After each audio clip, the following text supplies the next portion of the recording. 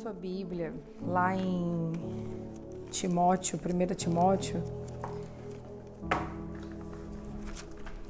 estava meditando nesse texto ontem. Na verdade, eu estava lendo esse livro ontem à noite. Estava lendo o livro de 1 Timóteo e eu fiquei muito impactada com essa parte especificamente. Eu queria compartilhar com vocês sobre isso. Lá no capítulo 6 e a partir do versículo 6. Timóteo 6:6 diz o seguinte: de fato, grande fonte de lucro é a piedade com o contentamento. Grande fonte de lucro é a piedade com o contentamento. Porque nada trouxemos para o mundo, nem coisa alguma podemos levar dele. Tendo sustento e com que nos vestir, estejamos contentes. Mas os que querem ficar ricos caem em tentação, em armadilhas e em muitos desejos insensatos e nocivos que levam as pessoas a se afundar na ruína e na perdição. Porque o amor ao dinheiro é a raiz de todos os males, e alguns nessa cobiça se desviaram da fé e atormentaram a si mesmos com muitas dores. Mas você, homem de Deus, fuja de tudo isso, siga a justiça, a piedade, a fé, o amor, a perseverança e a mansidão. Combata o bom combate da fé, tome posse da vida eterna, para a qual você também foi chamado e da qual fez boa confissão diante de muitas testemunhas. Eu fiquei muito impactada com esse texto. Eu já tinha lido ele outras vezes, mas ontem especificamente algo me chamou a atenção. Especificamente o versículo 6, 7 e 8, né? Depois, Paulo, ele vai falar com Timóteo sobre o amor à riqueza, e é óbvio que aqui ele não está falando sobre um problema de você ser próspero, de você querer prosperar, de você querer avançar, de você, enfim, nada disso. Mas é porque ele está fazendo um paralelo com o versículo 6, 7, 8, que é uma coisa que quando nós lemos, a gente talvez pensa que entende o que significa, mas a gente precisa ir um pouquinho mais fundo para entender o porquê que ele coloca essas coisas na mesma estrofe, assim, né? No mesmo conjuntinho assim, de explicações. Né? Então ele vai dizer o seguinte, a primeira coisa: grande fonte de lucro é piedade com contentamento. Quando eu escuto grosseiramente, superficialmente a palavra piedade, eu penso em compaixão. Né? Então, grande fonte de lucro é a piedade com contentamento. Contentamento, aceitar o que eu tenho. A consciência de que talvez eu não possa fazer nada. Contentamento. Eu tenho que me contentar. Não vem muito dessa expressão que a gente às vezes usa, e eu não sei se apenas nesse sentido pejorativo. Eu tenho que me contentar. Eu não posso ter grandes aspirações. Então, grande fonte de lucro é a piedade, ou seja, aquele sentimento de compaixão, de misericórdia, com esse contentamento, de contentar. Se a gente lê grosseiramente, se a gente lê correndo, se a gente lê superficialmente, pode ser isso que fica para nós. Mas se a gente for parar um pouquinho para fazer um estudo, uma leitura um pouquinho mais aprofundada, a gente vai se surpreender com o que está por trás disso. Né? Primeiro, que a palavra piedade, nesse sentido original, no grego que vem sendo usada, ela significa reverência, respeito e fidelidade a Deus. Então a palavra usada, traduzida para nós como piedade, né, está relacionada a nós e ao Senhor. Não nesse sentido que muitas vezes nós usamos de tenha piedade de mim, né, num sentido quase de autossacrifício, de abnegação apenas, né? Mas grande fonte de lucro é, se a gente for traduzir, a fidelidade a Deus, a reverência e o respeito. Grande fonte de lucro é a reverência a Deus, o respeito a Deus e a fidelidade a Deus. E com contentamento. Não no sentido que nós guardamos muito de eu tenho que me contentar com isso, paciência, não é assim que a gente usa? Geralmente, quando você quer falar que você está plenamente satisfeito, você vai usar essa expressão. Nossa, eu estou radiante com o que está acontecendo. Né? Mas quando a gente fala de contentamento, de contentar, geralmente a gente usa nesse sentido. E aí, você gostou do salário que aumentaram? Você gostou da sua nova posição na empresa? Você gostou da posição do time que te colocaram? Você gostou da casa que vocês alugaram? Eu tenho que me contentar, é o que deu. Não é geralmente nesse sentido que a gente usa a palavra contentar, mas contentamento na Bíblia, e aí eu estava lendo sobre isso ontem, ela vai aparecer de 3 formas. Tem 3 palavras que eles traduzem como suficiência, como contentamento, como contente, e vem pra gente com esse significado. E no grego são 3 palavras e elas vão expressar 3 coisas parecidas, mas com semelhanças muito importantes, com diferenças muito importantes.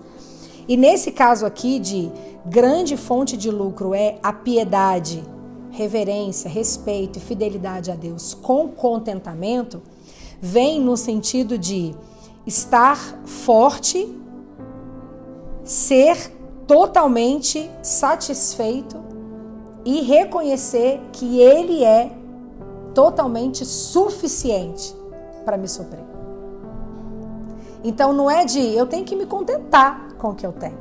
Não. Grande fonte de lucro é a reverência, o respeito e a fidelidade a Deus, com um sentimento de estar plenamente suprido e satisfeito de que Ele é o único capaz de suprir as nossas necessidades. Então, se você lê com o nosso jeito, o nosso senso comum do que é piedade, do que é contentar, a gente vai perder muito e a gente vai sair falando coisas que não são verdades, né?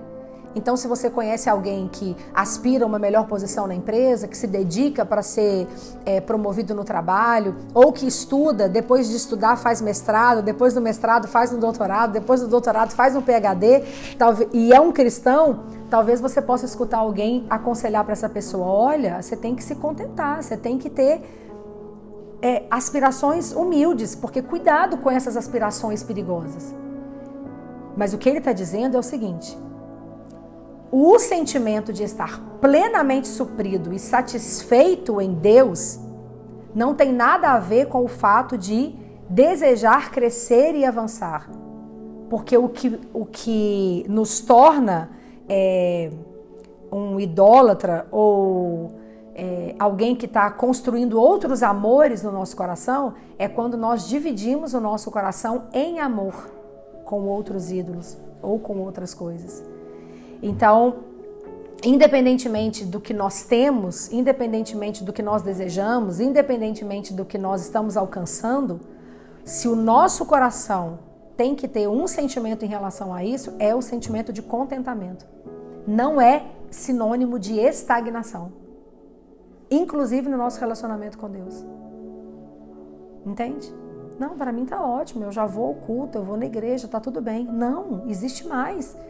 Existe uma vida de devocional em casa, existe uma intimidade com Ele, existe um conhecimento das Escrituras destinado para você, existe uma obra na qual você pode fazer parte. Nós todos fomos chamados a ir pregar o Evangelho, ensinar toda criatura, fazer discípulos.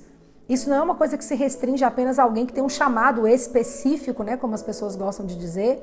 Não, todos nós fomos chamados para isso. Então, não é a palavra contentamento, esse sentimento não é sinônimo de estagnação.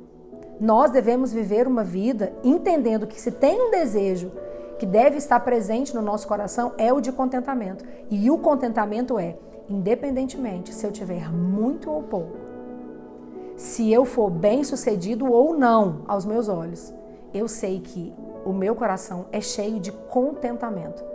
E isso não é estagnação. É uma consciência de estar plenamente forte o bastante, suficiente. E a palavra, eu até deixei escrito aqui que ela vem do latim contento, que é reter, unir.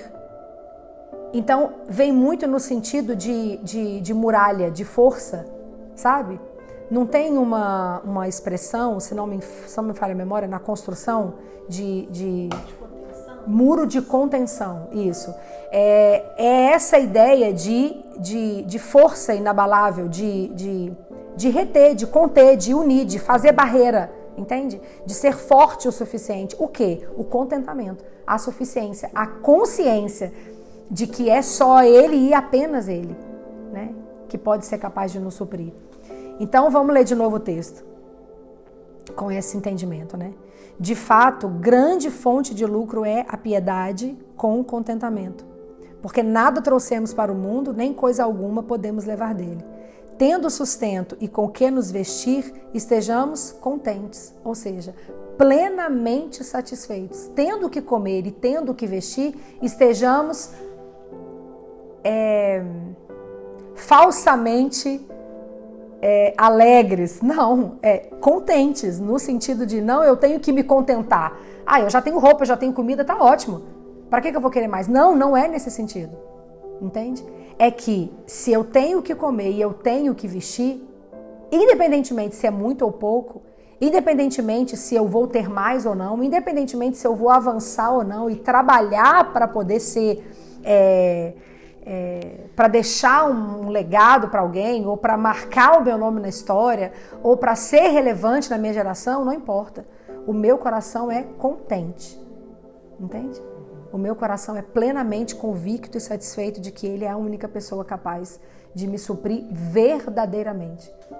Então, não tem a ver com o tanto que eu tenho para vestir, ou o tanto que eu tenho para comer, ou o tanto que eu estou progredindo externamente, ou o quanto eu tenho o louvor dos homens, ou o quanto eu sou reconhecido do lado de fora, ou o quanto eu sou aplaudido, ou o quanto eu sou rejeitado, ou o quanto as coisas não dão certo para mim. Não é sobre essas coisas, mas é sobre estar contente. E parece óbvio, né? A gente sabe disso. Eu não posso me mover em função das circunstâncias. Eu sei que Deus é o único suficiente. Mas nesse texto específico, a piedade, ela traz esse sentido pra gente. O que é uma grande fonte de lucro? A fidelidade a Deus, a reverência e o respeito, e com esse sentimento de estar plenamente satisfeito. E é por isso que ele vai falar, mas os que querem ficar ricos, ou seja, eles não apenas querem avançar e progredir na vida para não estar estagnados. O coração deles se tornou totalmente confiado, né? Descansado. Eles estão com o coração totalmente destinados de que é o fato de ser rico, ou é o fato de ser relevante, ou é o fato de ter uma posição que vai fazer com que eles sejam aceitos ou tenham segurança. É quando a gente olha na conta bancária e a gente não tem problema emocional ou de ansiedade, porque a gente sente que está suprido, mas quando a gente olha numa outra situação, a gente entra em desespero, porque a gente entende que tem alguma coisa aí que vai nos faltar. Mas os que querem ficar ricos caem em tentação, em armadilhas e em muitos desejos insensatos e nocivos que levam as pessoas a se afundar na ruína e na perdição. E aí ele vai explicar, é o amor ao dinheiro, né, que é a raiz de todos os males. E é justamente o amor ao dinheiro que é a contradição do contentamento. Entende? Então, esse texto me marcou muito ontem, porque a gente muitas vezes passa pela palavra, a gente passa pelas escrituras, e cada nação, cada povo vai, na sua tradução, ele vai ler os textos e ele vai automaticamente ser levado para o entendimento do senso comum. Entende? E a gente perde muito no nosso relacionamento com ele, a gente perde muito quando a gente não para um pouco para falar: o que esse texto está me mostrando? O que isso quer dizer? Então, eu passei grande parte da minha vida, confesso, lendo esse texto e pensando no eu tenho que me contentar. Talvez, embora eu não admita, seja um problema querer avançar. Então, eu pensava, eu tenho que me contentar. Quer dizer, como que ele nos instiga em sermos, a não sermos miseráveis, né? E a sermos generosos, mas depois ele diz que nós temos que estar contentes, tendo o que comer e o que vestir. Quer dizer, onde é que tem o equilíbrio? Eu passei muito tempo da minha vida lendo esse texto com outros olhos, mas ontem eu pensei assim, gente, essa palavra piedade, né? Ela me lembra muito daquelas aquelas classes religiosas que fazem voto de pobreza. A palavra piedade, eu não sei para vocês em Angola, né, ou até aqui em Portugal, mas no Brasil a palavra piedade, ela vem num sentido